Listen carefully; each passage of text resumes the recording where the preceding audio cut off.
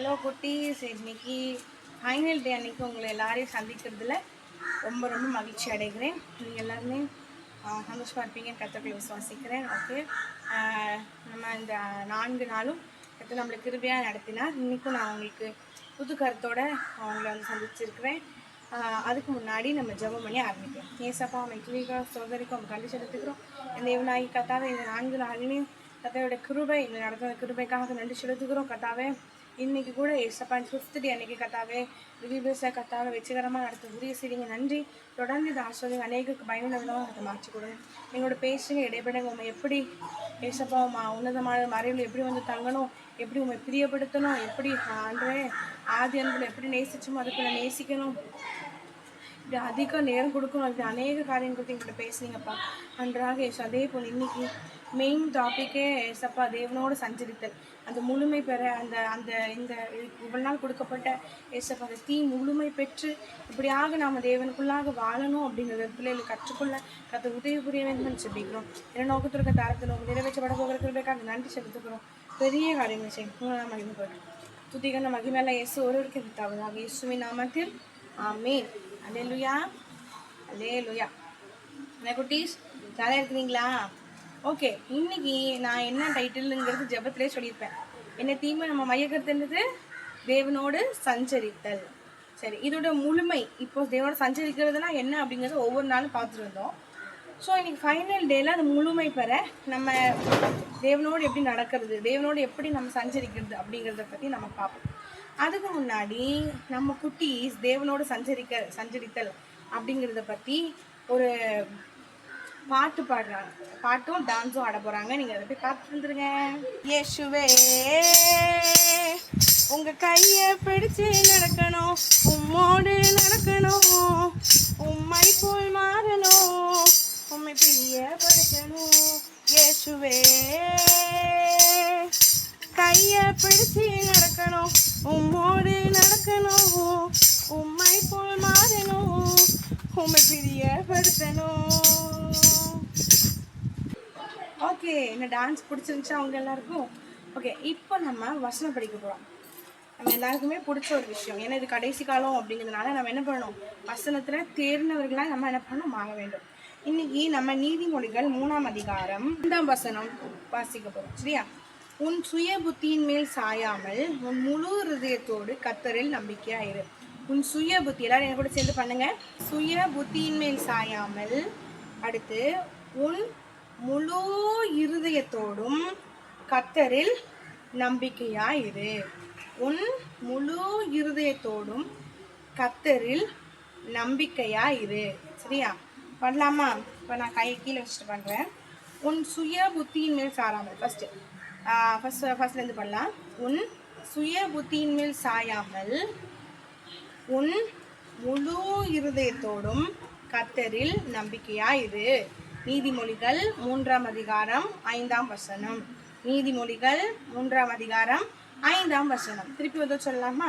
உன் சுய புத்தியின் மேல் சாயாமல் உன் முழு இருதயத்தோடு கர்த்தரில் நம்பிக்கையாயிரு. நீதிமொழிகள் 3:5. திருப்பி வந்து சொல்லலாமா? உன் சுய புத்தியின் மேல் சாராமல் உன் முழு இருதயத்தோடு கர்த்தரில் நம்பிக்கையாயிரு. நீதிமொழிகள் எத்தனை? 3:5. வெரி குட், சூப்பராக படிச்சிட்டீங்க. ஓகே, இன்னைக்கு நம்ம ஆண்டி ஒரு பைபிள் ஸ்டோரி, தேவனை எப்படி தேவனோடு எப்படி சஞ்சரிக்கலாம் அப்படிங்கிறத பற்றி என்ன பண்ண போகிறாங்க, நமக்காக சொல்ல போகிறாங்க. நீங்கள் ரெடியாக இருக்கீங்களா? நீதிமொழிகள் 3:5. உன் சுய புத்தியின் மேல் சாயாமல் உன் முழு இருதயத்தோடும் கர்த்தரில் நம்பிக்கையாயிரு. உன் சுய புத்தியின் மேல் சாயாமல் உன் முழு இருதயத்தோடு கர்த்தரில் நம்பிக்கையாயிரு. அதாவது ஆண்டவராகிய இயேசு கிறிஸ்து சொல்கிறார், நம்ம வந்து ஏசப்பா அப்படின்னு நம்ம தூரத்தில் வந்து பார்க்கக்கூடாது. ஏசப்பாவை பரலோகத்தில் இருக்கிறாரு, வானத்தில் இருக்கிறாரு, அவர்லாம் நம்ம கூப்பிட்டா வரமாட்டார், நம்ம அவர்கிட்ட எதுவுமே கேட்க முடியாது அப்படின்னு அர்த்தம் கிடையாது. நம்ம ஏசப்பாட்ட பேசலாம், கேட்கலாம். ஆண்டு சொல்கிறாரு, சின்ன வயசுலேயே நம்ம ஆண்டவர்கிட்ட பேச ஆரம்பிக்கலாம். கேஜஸ் படிக்கலாம். நீங்கள் வந்து ப்ரீகேஜி பிரைமரி செக்ஷன் ஹை ஸ்கூலாக இருக்கலாம், ஹையர் செகண்டரி படிக்கலாம், என்ன கிளாஸ் படித்தான்னு பரவாயில்ல, ப்ரீகேஜி படித்தான்னு பரவாயில்ல, ஏசப்பாவோட பேசுங்க. ஏசப்பா ஏசப்பா அப்படி சொல்லி கூப்பிட்டு பேசலாம். சரிங்களா? ஏசப்பான்னு சொல்லிட்டு உங்கள் தேவைகளை சொல்லுங்கள், உங்கள் கஷ்டங்களை சொல்லுங்கள். யாரான்ட்டு உங்களை திட்டுனாங்கன்னா சொல்லுங்கள், ஏசப்பா இப்படி திட்டுனாங்க, எங்களுக்கு கஷ்டமாக இருந்துச்சு அப்படின்னு சொல்லி சொல்லுங்கள். கண்டிப்பாக ஏசப்பா நம்ம என்ன செய்வார், ஜபத்துக்கெல்லாம் பதில் கொடுப்பாரு. ஆண்டு சொல்கிறாரு, உன் சுய புத்தியுமே சாயாது. சின்ன வயசுலேயே நம்ம சுயமாக எதுவுமே முடிவெடுக்கூடாதுங்கிறாரு. நம்ம சுய இஷ்டத்துக்கு எந்த இடத்துக்கு போகிறது, சுய இஷ்டத்துக்கு அலையிறது, சுயமாக அக்கா வீட்டுக்கு போகிறேன், அண்ணன் வீட்டுக்கு போகிறேன், சொந்த அண்ணன் அக்கா விட்ட சொல்ல, அடுத்த வீட்டில் போய் பழக்கம் விட்றது, தெருக்காட்டில் போய் இந்த பழக்கம் விட்றது, எங்கே ஆட்டோ சுற்றுறது, அதெல்லாம் கத்தருக்கு பிரியம் இல்லை. நம்ம ஏசப்பா பிள்ளை தானே, அதனால நம்ம இஷ்டத்துக்கு எல்லா இடத்துக்கும் போகக்கூடாது. கத்தர் விரும்பவே மாட்டார். எந்த இடத்துக்கு போகணும் போகக்கூடாதுன்னு கத்தர் விரும்புகிறாரோ அந்த இடத்துக்கு தான் நம்ம போகணும். அப்போ சுய இஷ்டத்துப்படி ஓடக்கூடாது, சுயமானது நாடக்கூடாது, சுயமான இடத்துக்கு போகக்கூடாது. உன் புத்தி, உன் இருதயம், உன் ஆசையெல்லாம் என்ன சொல்லுதோ அதெல்லாம் நிறைவேற்றணும்னு நினைக்கக்கூடாது. நம்ம யார் மேலே நம்பிக்கை இருக்கணும், கத்தர் மேலே நம்பிக்கை இருக்கணும். நம்ம சுய புத்தியை சாயாமல் யார்கிட்ட ஆலோசனை கேட்கணும், ஏசப்பாட்ட ஆலோசனை கேட்கணும். ஏசப்பாட்ட தான் எதை எடுத்தாலும் பேசணும், ஏசப்பாட்ட சொல்லணும். ஏன்னா ஏசப்பா படைக்கும் போதே இதை சாப்பிடுங்க இதை சாப்பிடாதீங்கன்னு சொன்னார். அதேமாரி ஆண்டவராகிய இயேசு கிறிஸ்து அப்படி சொன்ன ஆண்டவர் இன்றைக்கும் நம்மகிட்ட அப்படி தான் சொல்லுவார். இதை செய்யி, இதை செய்யாத, இங்கே போ, இங்கே போவாத, இதை சாப்பிடு, இது சாப்பிடாதுன்னு சொல்லுவார். அப்படிதானே? அப்போ ஆண்டவராகிய இயேசு கிறிஸ்து எதை சாப்பிடணும், எதை சாப்பிடக்கூடாது, எங்கே போகணும், எங்கே போகக்கூடாதுங்கிற போகக்கூடாது, செய்யினா செய்யணும், செய்யக்கூடாதுன்னா செய்யக்கூடாது. சரிங்களா? அப்போ ஆண்டவரோட ஆலோசனையே கேட்கணும். இப்போ நம்ம படிப்பு எடுத்துக்காங்களேன், ஏசப்பா எனக்கு படிக்க சொல்லி கொடுங்க, எனக்கு தெரியவே மாட்டுக்கு மேக்ஸு, சயின்ஸு புரியவே மாட்டுக்கு, மேக்ஸ் நாலேஜே இல்லை, எனக்கு மூளைலாம் குழம்புது, பார்த்துட்டேன், எம்டியாக இருக்குது, என் பிரெயினே எம்டியாக இருக்குது, ஒன்றுமே தெரில, எக்ஸாம் ஹாலில் விட்டோன்னா அப்படி ஒன்றுமே தெரிய மாட்டேங்குது, ஞாபகமே வர மாட்டேங்குலாம், அழுவோம். அப்போ நம்ம ஏசப்பட கேட்போம், எனக்கு ஞானம் தாங்க, புத்தி தாங்க, விவேகம் தாங்க, அறிவு தாங்க, நான் படித்ததெல்லாம் ஞாபகத்தில் இருக்குது, கண்ணெல்லாம் ஆன்சர் தெரிவிட்டு, சிந்தரெல்லாம் ஆன்சர் வைங்க, அப்படிலாம் செபிப்போம். நமக்கு எல்லா ஆன்சர்கள் வந்துகிட்டே இருந்தால் எழுதிட்டே இருப்போம். அப்படிதானே? அதுக்கு யார் நமக்கு உதவி செய்கிறா? ஏசப்பா. அதே மாதிரி தான் எல்லா விஷயத்துலையும் ஏசப்பாட்ட நம்ம கேட்கலாம். எக்ஸாமுக்கு பயந்து மட்டும் கேட்கிங்க தானே, அதே மாதிரி எல்லா விஷயத்துக்கும் ஒரு கிறிஸ்மஸ் ட்ரெஸ் வேணும், இல்லை பர்த்டே கொண்டாடணும் அப்படின்னா ஏசப்பட்ட கேட்கிங்க. எல்லோரும் பர்த்டே கொண்டாடுறாங்க, எங்கள் அம்மா அப்பா எங்களுக்கு கேக் வாங்கி தந்ததே இல்லை, எங்களுக்கு பர்த்டே ட்ரெஸ் தரல அப்படிலாம் ஆண்டுகிட்ட சொல்கிறீங்க. அப்படிதானே? அதே மாதிரி தான் எல்லா விஷயத்தையும் நம்ம ஆண்டவராகிய இயேசு கிறிஸ்துட்ட ஸ்கூலுக்கு போனது வந்தது, நம்ம எதனாலும் டீச்சர் திட்டுனது பேசுனது எல்லாத்தையும் ஏசப்பட்ட ஒப்பிச்சிடலாம். உன் ஃப்ரெண்ட்ஸு சொன்னது எல்லாத்தையும் ஏசப்பட்ட சொல்லலாம். அப்போ நம்ம சுய பற்றியே சாயாமல் ஏசப்பா என்ன சொல்கிறாரு, அவர் என்ன பேசுகிறாரு, அதுபடி நடக்கணும் கத்தர் நினைச்சுறாரு, விரும்புகிறாரு. யாரையுமே எந்த சூழ்நிலையிலையும் நம்ம முதலிடம் கொடுக்கக்கூடாது. உனக்கு உயிர் நண்பனாக இருக்கலாம், உயிர் தோழியாக இருக்கலாம், அதுக்காக அவங்கள ஃபஸ்ட்டு வைக்கக்கூடாது. ஏன்னா நம்ம ஃபஸ்ட்டு யாரை வைக்கணும், ஏசப்பாவை. பின்னாடியே தான் யார் இருக்கணும், ஃப்ரெண்ட்ஸ் இருக்கணும். ஏசப்பா சொல்கிறது தான் கேட்கணும். ஃப்ரெண்ட்ஸு சொல்கிறதே கேட்டுக்கிட்டு நரகத்துக்கு போயிடக்கூடாது. அப்போ ஏசப்பா என்ன ஃப்ரெண்ட்ஸு சொல்கிறது நல்லதாக இருந்தால் செய்யணும், கெட்டதாக இருந்தால் செய்யக்கூடாதுன்னு செய்யக்கூடாது. சரிங்களா? அப்போ ஆண்டவராகிய இயேசு கிறிஸ்து அவர் என்ன சொல்கிறாரு, குட்டி சாமுவேல் கூட அவர் ஆலயத்தில் கொண்டு விட்டுட்டாங்க, பொருத்தனை பண்ண மகனை ஊழியத்துக்கு ஒப்பு கொடுத்துட்டாங்க. அப்போ மாதிரி அவர் ஆலயத்துலேருந்து கெட்டு போகலை, ஆலயத்தில் போய் கத்தரோடு தான் இணைஞ்சிருந்தார், கத்தரோடு தான் ஐக்கியமாக இருந்தார், கத்தருக்குள்ளே பணிவிடை செஞ்சார், ஆலயத்தினுடைய பணிவிடை செஞ்சார். அது கத்தரோடு இணைகிறாரு, அவர் இருதயம் இணையுது, ஆலயத்தை நேசிக்கிறாரு, அங்கே கத்தர் இருக்கிறத நம்புகிறாரு, கத்தர் பேசுவார் வருவாருன்னு நம்புகிறாரு. அதனால தான் அவருக்கு ஏசப்பாவோட தேவனுடைய சத்தம் கேட்குது. சாமுவேலே கூப்பிடும்போது சத்தம் கேட்குது. அந்த இரவு நேரத்தில் கூட அந்த ஊழியக்காரனை மதிக்கிறார், தாத்தாவை மதிக்கிறார். நம்ம சொந்த தாத்தாவே மதிக்க மாட்டோம், ஊழியக்கார தாத்தாவை எங்கே மதிக்கும்? சொந்த தாத்தாவே கிளம், குருடு, செவிடு, கிளவி அப்படின்னு சொல்லி பேசுவாங்க. அந்த தூக்க நேரத்தில் கூட எழுந்திரிச்சு போய் ஏழை தாத்தாட்ட போய் என்னை கூப்பிட்டீங்களோன்னு சொல்லி கேட்குறாரு. அப்போது எவ்வளோக்குள்ள அந்த தாத்தா மேலே மரியாதை, எவ்வளோக்குள்ள அந்த தாத்தா மேலே அன்பு, எவ்வளோக்குள்ள அந்த தாத்தா மேலே பாசம் அவர் போய் கேட்குறாருங்களா. ஆனால் நம்ம கேட்போமா, இது கிளம் நைட் ஆகிட்டு இப்போ கூட எனக்கு கத்தி கூப்பிடுறது கிடக்கு, செத்து தொலைய மாட்டேன்ட்டு தூங்கிடுவீங்க. ஆனால் அவர் அந்த நேரத்துலேயும் அந்த தாத்தாவை அந்த ஊழியக்காரரை நேசித்து கணமணி சின்ன பையன் செஞ்சு கேட்டதுனால தான் அது தேவ வார்த்தைன்னு அவருக்கு தெரிஞ்சிச்சு.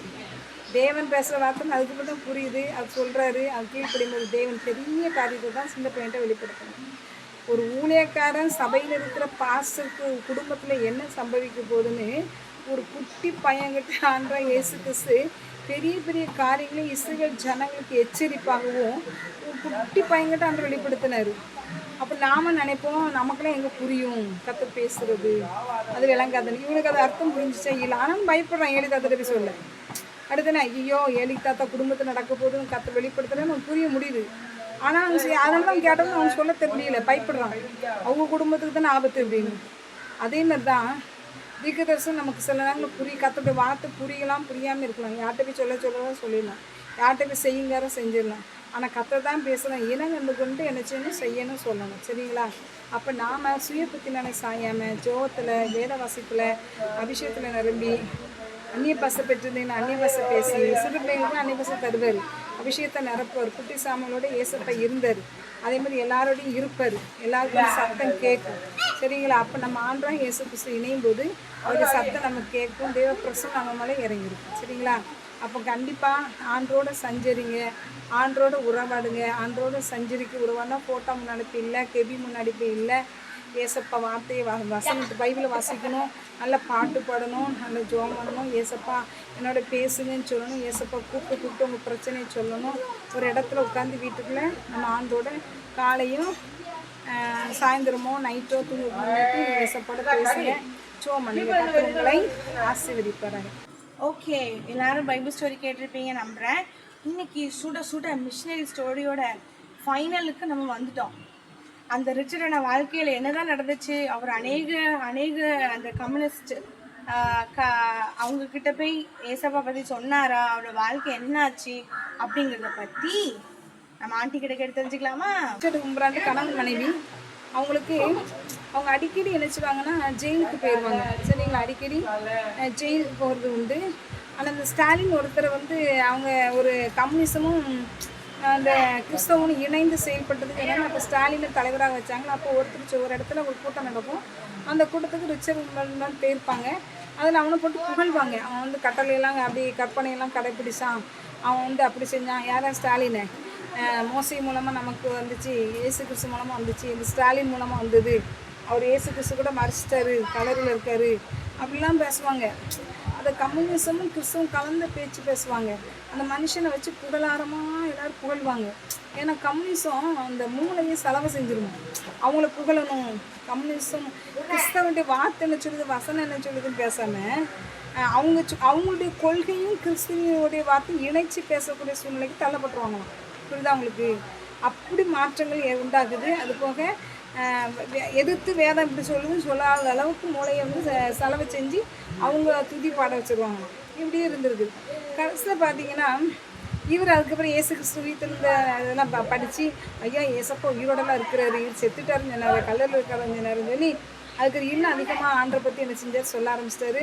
இப்போ நிறைய இடங்களில் ரகசியமாக இந்த ரஷ்ய கம்யூனிசம் அது நாட்டுக்குள்ளே வந்த இடத்துல கைது பண்ண இடத்துல இங்கே இந்த நாட்டை கைப்பற்றினாங்களா, அந்த இடத்துல இயேசு பற்றிலாம் சொல்லியிருக்கிறாங்க. இயேசப்பட நூல்கள், அந்த சுவிசேஷ பிரதிகள் எல்லாம் அச்சிட்டு பல இடங்களுக்கு ரகசியமாக அனுப்புனாங்களாம், அனுப்பியிருக்காங்க. ரகசியமான ஆலயங்கள், ரகசியமான ஜெப கூட்டங்கள் நடத்திருக்காங்க.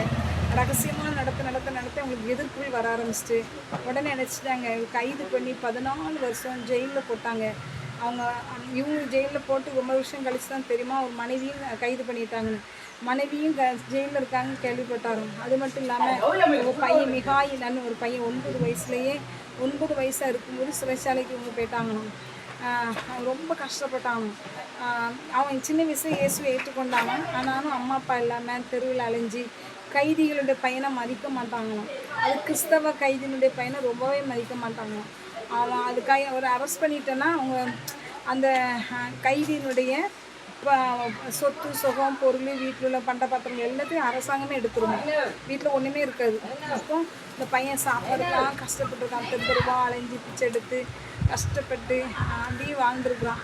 ஆனாலும் அவனுக்கு விசுவாச தடுமாற்றம் உண்டாயிடுச்சு. சின்ன பையன் தானே, விசுவாசில் ஸ்டாண்ட் பண்ணியிருக்கிறான். ஆனாலும் ஒரு மாதிரி பசி பட்டினி கஷ்டத்தில் விசுவாச தடுமாற்றம் ஏற்பட்டு ஒரு 11 வயசு இருக்கும்போது எப்படியோ ஸ்கூல் போயிருக்கிறான். எப்படியோ யார் மூலமாக பள்ளியிடத்துக்கு போயிருக்கிறான். அவங்க தப்பான ஏதோ போதனை பண்ணியிருக்கிறாங்க. 11 வயசாக இருக்கும்போது எப்படியோ தெரில, அவனுக்கு அவங்க அம்மாவை பார்க்க அனுமதி கிடச்சிட்டான் ஜெயிலில்.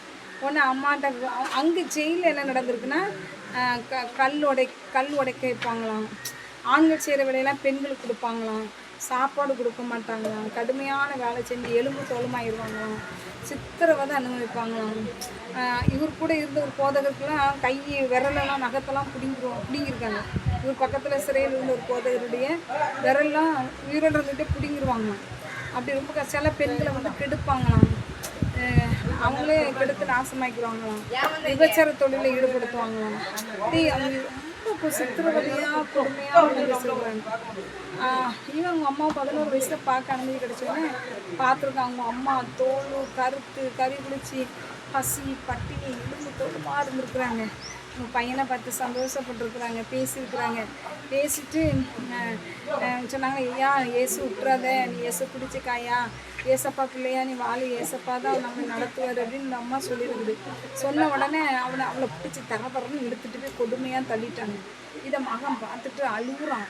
மகன் எங்கள் அம்மாவை எவ்வளோ கொடுமைப்படுத்துகிறாங்க, எங்கள் அம்மாவை தரப்பறன்னு இழுத்துட்டு போகிறாங்க, எங்கள் அம்மா மிருகத்தை மாதிரிலாம் இழுத்துட்டு போகிறாங்கன்ட்டு கதறி கதறி கதறி அழுதுட்டு அந்த இயேசுவை பிடிச்சிக்கிட்டாங்க. கதறி அழுது இயேசுவை விடலை. அப்போ இவ்வளோ பெரிய இயேசு, அந்த இயேசுக்காக எங்கள் அம்மா எவ்வளோ வைராக்கியமாக இருக்காங்க, அந்த இயேசுக்காக எங்கள் அம்மா அந்த ஒரு வார்த்தை சொன்னதுக்கு அவங்க எவ்வளோ அடிக்கிறான், எவ்வளோ உதைக்கிறான், எங்கள் அம்மா எப்படி எடுத்துருப்பாங்க. ஆனால் எங்கள் அம்மா வந்து இயேசு விடலை. அப்போ இந்த இயேசு பெரியவர், நம்மளும் அந்த இயேசு விடக்கூடாதுன்னு உனக்கு வைராக்கியம் வந்துச்சான். இயேசு அந்த 11 வயசில் ரட்சிக்கப்பட்டுட்டானோ, இயேசு விட்டா அப்படியே பிடிச்சிக்கிட்டானோ. ஒரு ஸ்கூலில் போய் சேர்ந்துருக்குறான். சேர்ந்துட்டு அவங்க கம்யூனிசத்தினுடைய கொள்கையை சொல்லி ஸ்கூலில் அவங்க சொல்லணும், ஏற்றுக்கொள்ளணும், அதை அறிக்கையிடணும். அதுக்கு ரெட் கலரில் என்னமோ ஒரு கார்டு மாதிரி இதை கழுத்தில் கட்டுவாங்களே என்னமோ தெரியல, அதை அவன் ஏற்றுக்கொள்ள மாட்டேன்ட்டாங்க. நானும் அதை கட்ட மாட்டேன், ஸ்கூலை விட்டு வெளியே அனுப்பிட்டாங்க. ஒரு வருஷமாக படிக்க முடியல, வெளியே சுற்றிருக்காங்க. பசிக்காக மிக சின்ன வயசில் வேலைக்கெலாம் போயிருக்கான். 9 வயசில் வேலைக்கு போய் சம்பாத்தியம் பண்ணி சாப்பிடணும்னா வேலை கொடுக்க மாட்டாங்க. கைதிகள் பிள்ளைன்னு தெரிஞ்சு வேலை கொடுக்க மாட்டாங்க. அப்பா கைதிகள்லாம் சொல்லலை, சம்பாத்தியம் பண்ணிக்கலாம் சாப்பிட்ருக்கான். இப்போ ஒரு வருஷம் ஃபுல்லாக வேஸ்ட் ஆகிடுச்சு. திரும்ப ஒரு ஸ்கூலில் சேர்ந்துருக்கான். அந்த ஸ்கூலில் படிச்சுட்டு இருந்திருக்கான். அந்த ஸ்கூலில் படிச்சுட்டு இருந்தப்ப அந்த ரெட் கலர் கார்டு கொடுத்தாங்களே, கம்யூனிஸ்ட் ரெட் கலர் கார்டு கொடுக்கும்போது சொல்லியிருக்கிறான், எங்கள் அம்மா அப்பாவை இந்த ரெட் கலர் கார்டு உள்ள கம்யூனிஸ்ட் இருந்தேன்னா ஜெயிலில் வச்சுருக்குது, நான் ஏன் இதை கட்டாமல் தான் இருக்கு தெரிஞ்சிருக்கேன். வெளியே அனுப்பிட்டாங்க. திரும்ப அடுத்த வருஷம் படிச்சுட்டு இருந்தப்ப தப்பான கொள்கைகள்லாம் அப்படி சொல்லிக் கொடுக்கணும் எதிர்ப்பு தெரிவிச்சிருக்கான். எதிர்ப்பு தெரிவித்து ஏசப்பா பற்றி சொல்ல ஆரம்பிச்சிட்டான். உடனே என்ன செஞ்சிட்டாங்க, கிளாஸ் பள்ளியை விட்டு வெளியே அனுப்பி படிக்கூடாமல் ஆக்கிட்டாங்க. அதில் ஒரு 2 வருஷம் படிக்க முடியல. கடைசியில் என்ன செஞ்சுருக்கான், பைபிள் காலேஜ் போய் சேர்ந்துருக்கான். பைபிள் காலேஜில் போய் படிப்போம்னு படிச்சிருக்கிறான். பைபிள் காலேஜில் ரொம்ப கஷ்டத்தை அனுபவிச்சிருக்கான் அந்த பையன். ஏன்னா அம்மா கிடையாது, அப்பாவும் கிடையாது, வீட்டில் ஒன்றும் கிடையாது, தெருவா அலைஞ்சி சாப்பாடுக்கு பசிக்கு பட்டினின்னு நிறைய கைதிகளுடைய பிள்ளைங்க செத்துலாம் போயிருக்காங்க. அப்போ சாப்பாடு கிடைக்காது, சாப்பாடெலாம் கொடுக்க மாட்டாங்க, யாரும் அவங்களுக்கு உதவும் கூடாது, கைதியுடைய பிள்ளைகளுக்கு சாப்பாடும் கொடுக்கக்கூடாது. அது கொடுத்து அவங்கள அரசாங்கம் கடுமையாக தண்டிக்கும். அவன் அந்த பையன் பைபிள் காலேஜ் போய் படிச்சிருக்கான். அங்கே படித்தேன்னா கம்யூனிசமும் பைபிள் காலேஜும், வெறும் பைபிள் காலேஜ் பைபிள் கொள்கை வேறு கொள்கையெல்லாம் கிடையாது, கம்யூனிச கொள்கையோடு இணைந்து தான் பைபிள் காலேஜ் செயல்பட்டுருக்கு. அப்போ தான் தவறுதலான போதனை தானே வரும். வேதத்தை வந்து பண்ணுற இயேசுவை ஆராதிக்கிறதால அந்த கம்யூனிஸ்ட் கொள்கையை அதிகமாக சொல்லி ஆராதித்து பைபிளை டீச்சிங் பண்ணி இப்படி கொண்டு போனால் அந்த பையனுக்கு பிடிக்கவே இல்லையா, தப்பாக போதிக்கிறாங்க அப்படின்ட்டு அதுலேயும் எதிர்ப்பு தெரிவிச்சிட்டான். பைபிள் கம்யூனிஸ்டத்தை பற்றி சொல்கிறீங்க, இயேசுவை பற்றி சொல்லலை அப்படின்ட்டு ஏசப்பா நல்லவர் என்னமோ சொல்லி அவன் அந்த வார்த்தையில் சொன்ன உடனே பைபிள் காலேஜ் விட்டே துரத்தப்பட்டான். பைபிள் காலேஜ் விட்டே துரத்தப்பட்டு ரொம்ப கஷ்டப்பட்டுருக்குறான்.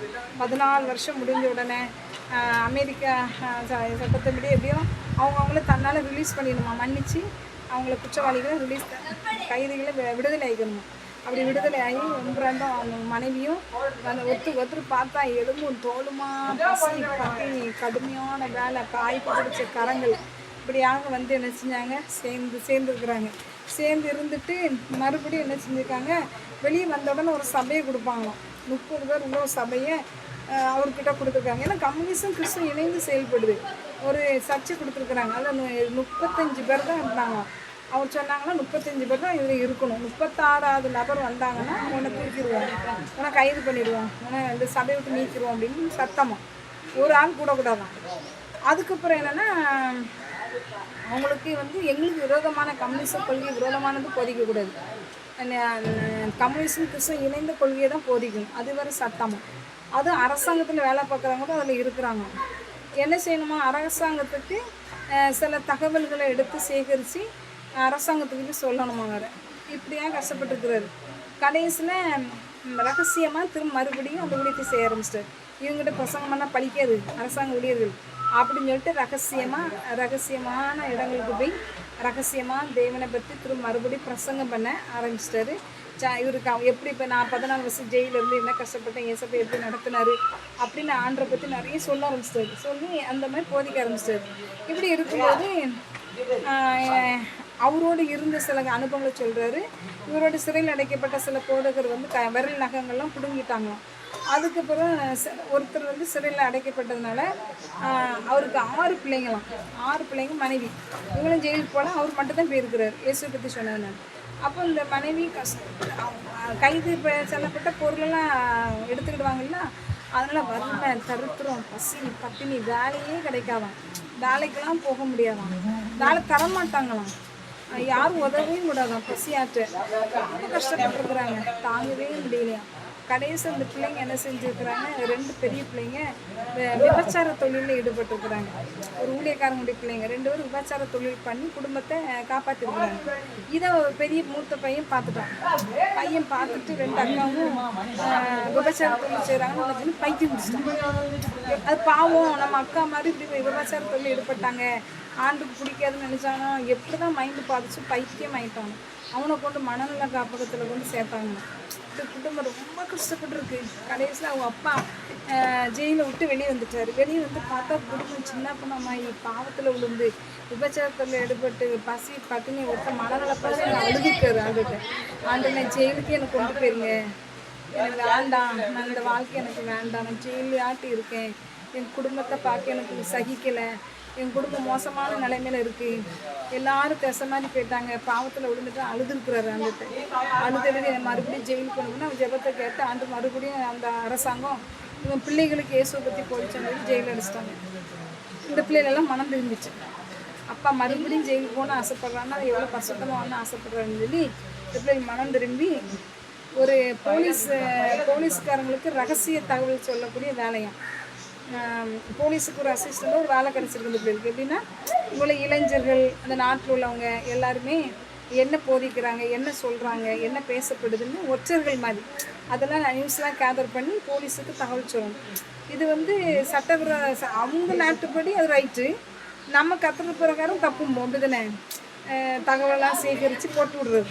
கம்யூனிஸ்டவாதிகளுக்கு தான் நம்ம அடிபணிஞ்சு போட்டு விடுறோம். உடனே அவர் சொல்கிறாரு, நம்ம தப்புன்னு நினைப்போம், ஆனால் அவங்க பசி பட்டினி அசிங்கமான ஒரு தொழில் செய்கிறதுக்கு பரவாயில்ல, யாரும் சாப்பாடும் கொடுக்கக்கூடாது, யாரும் வேலையும் கொடுக்கக்கூடாது, விபச்சாரம் செஞ்சு வாழ்கிறதுக்கு இந்த தொழில் அசிங்கமான தொழில் கிடையாதுல்ல, அதனால் அப்படி வாழ ஆரம்பிச்சிருக்கிறாங்க. அதேமாரி பார்த்திங்கன்னா அவர் நடத்தின சபை கொடுத்தாங்க, அந்த சபையில் இளைஞர்கள் வேறு சேரக்கூடாதான், அப்படி கொடுமைப்படுத்திருக்கிறாங்க.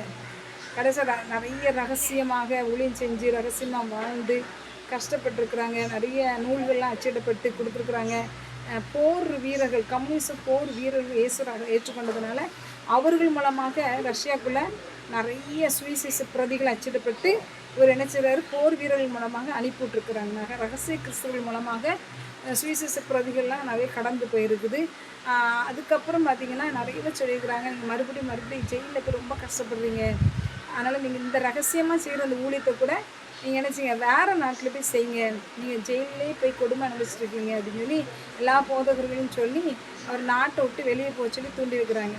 அவரும் என்ன செஞ்சார், சரி ஆனால் கம்யூனிஸ்டுக்காக நாஸ்திர்களுக்காக தன் ஜீவனை கொடுக்கணும் அவங்களுக்கு இயேசு பற்றி சொன்ன ஒரு ஆசை.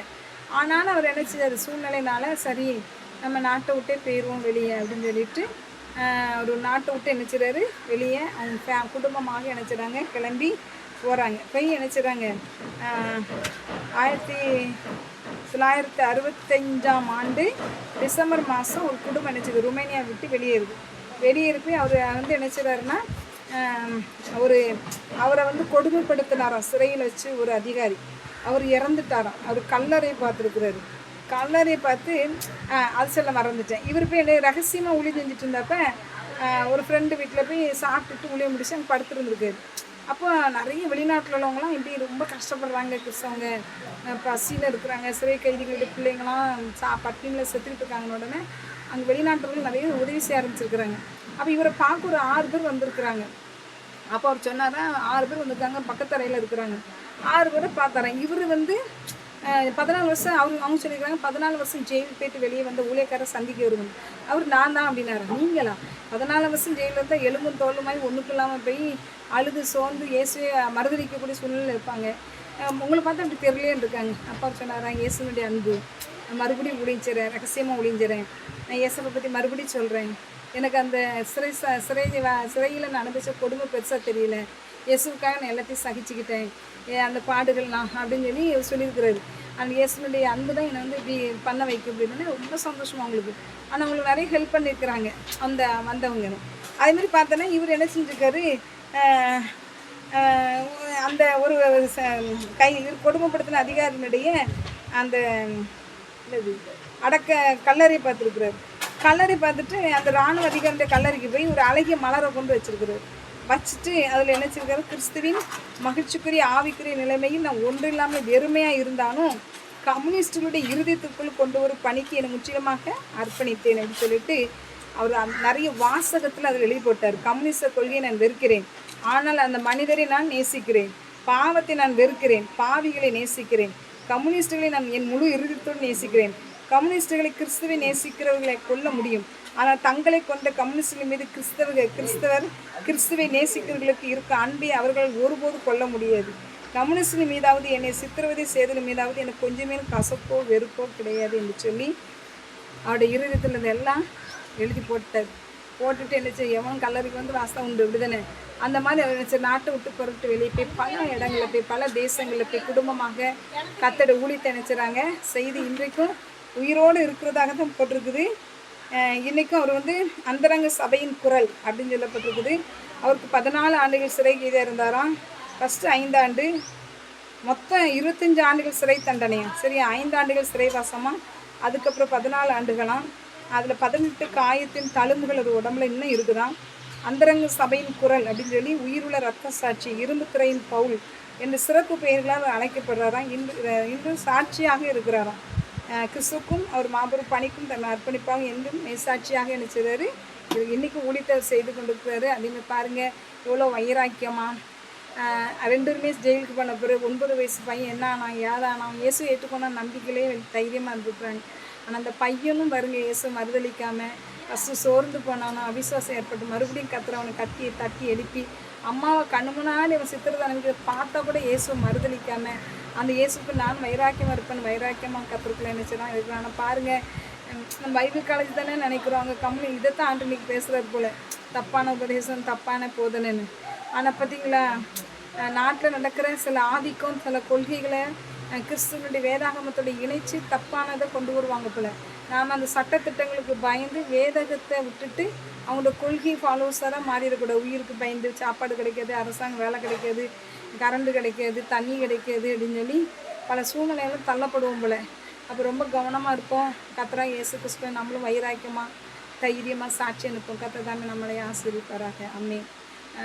இந்த 5 நாளும் கண்டிப்பாக இந்த வீடியோ மூலமாக யூடியூப் சேனல் மூலமாக நிச்சயம் நீங்கள் சிறு பிள்ளைங்க வீடியோஸை வந்து பாருங்கள். கர்த்தர் உங்களை ஆஸ்வதிப்பார். கர்த்தர் நான் மகிமைப்படுவதாக தொடர்ந்து உங்களை ஆஸ்வதிப்பாராங்க. இந்த கோடை விடுமுறையிலையும் நீங்கள் இன்னும் கிறிஸ்துக்குள்ளே சஞ்சரிக்க, இன்னும் கிறிஸ்து இருக பிடித்துக்கொள்ள அந்த ரிச்சர்ட் உம்ராண்ட் மாதிரி வைராக்கியமாக கிறிஸ்துக்காக நிற்க, ஏதாவது நான் இயேசுக்காக செய்யணும்னு சொல்லி ஒப்பு கொடுக்க கர்த்தர் ஒவ்வொருவரையும் ஆஸ்வதிப்பாராங்க. அம்மே.